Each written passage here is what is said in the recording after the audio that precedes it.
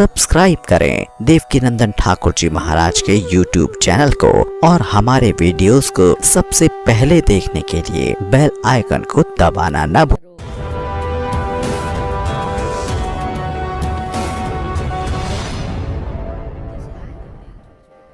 इन नियमों के साथ अगर आप भागवत सुनते हैं तो आप जो भागवत से मांगेंगे आपको वो मिल जाएगा। जो मांगेंगे,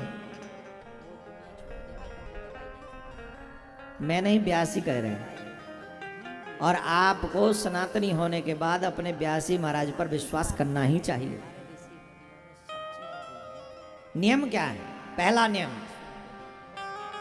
महाराज कथा प्रारंभ करें उससे पहले, महाराज अपनी व्यासपीठ पे बैठे उससे पहले हमें अपना स्थान घेर लेना है, अपने स्थान पर बैठ जाना है। और जब तक महाराज छोड़कर ना चले जाए पंडाल, तब तक हम यहाँ बैठे रहे या खड़े रहे, यहीं रहे। कहने का मतलब है जब तक व्यासी ना आए और न जाए तब तक हमें यहीं रह के उनका आदर करना चाहिए। दूसरा, जैसे दोपहर में 1 बजे से यहाँ कथा होगी, तो दोपहर में अगर गरिष्ठ भोजन आप कर लेंगे तो गड़बड़ होगी कि नहीं होगी? नींद भी आएगी, प्यास भी लगेगी, भयंकर पानी प्यास लगेगी, और ऊपर से भी थोड़ा ताप रहा है मामला, तो आप अगर भोजन हैवी करेंगे तो फिर प्यास बार बार लगेगी। ज़्यादा पानी पी लोगे तो स्थान भी छोड़ना पड़ेगा। क्या करें? सुबह भोजन हल्का करना चाहिए। कितने बजे भोजन कर लेते हो आप? 10 बजे। वैसे नियम तो यह है कि व्रत लेके कथा सुने। अगर व्रत न कर सके, गर्मी भी है वैसे ना, तो रात का भोजन करें, एक समय का भोजन कर लें, सुबह फलाहार कर लें, या कुछ हल्का ब्रेकफास्ट लेके आप सुबह बैठ जाएं। हैवी भोजन दोपहर का सुबह का न करें, क्योंकि अगर आप हैवी भोजन करेंगे तो उससे आपको आलस्य आएगा, आलस्य आएगा, प्यास लगेगी और आपका मन कथा में नहीं लगेगा।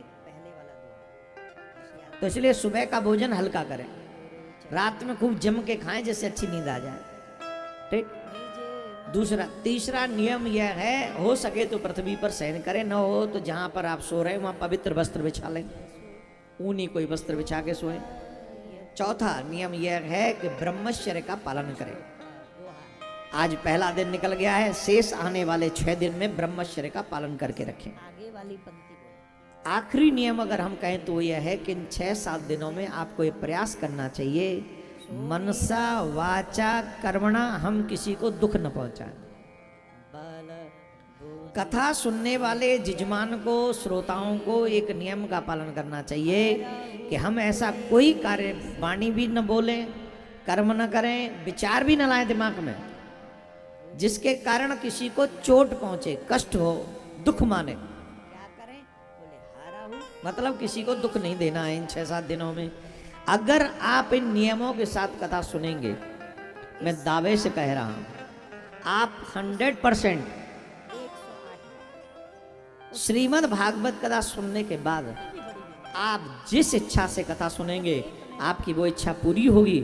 अगर आप कथा सुनकर कुछ नहीं मांगते सांसारिक वस्तु, तो मैं दावे से कहता हूं आपको भगवत प्राप्ति होगी, और मनुष्य जीवन का सबसे बड़ा जो उद्देश्य है मोक्ष प्राप्ति, वो मोक्ष तक आपको प्राप्त हो जाएगा ये भागवत सुनने के बाद।